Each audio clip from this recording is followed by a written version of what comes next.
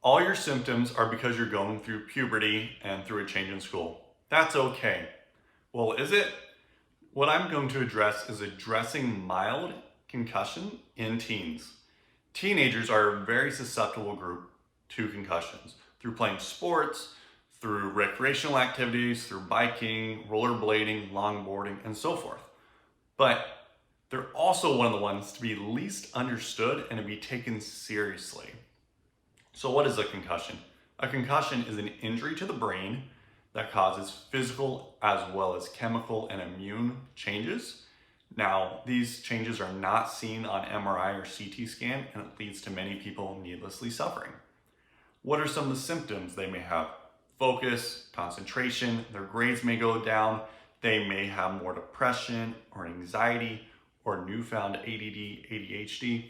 You may see they're not hanging out with the same friends anymore, and it's easy to blame these things on their hormones and going through puberty and changes in their body.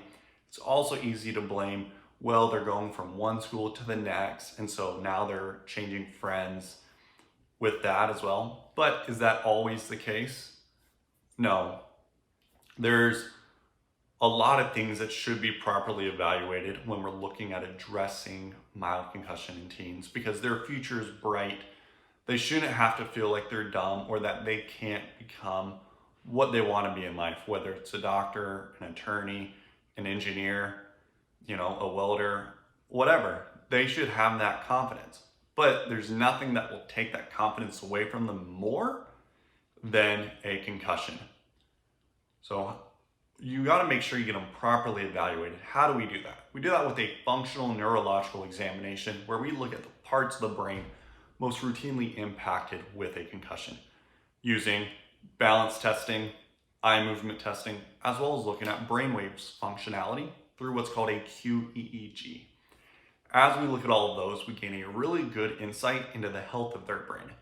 And if a concussion is the cause of their symptoms, as it gets addressed, their symptoms start improving and go away, and they can live their best life possible. But if not, there's no amount of counseling or therapy that will get them to where they need to be, and they will not be able to have the future, the happiness, the joy, the financial success, and all those other things that your kid is capable of.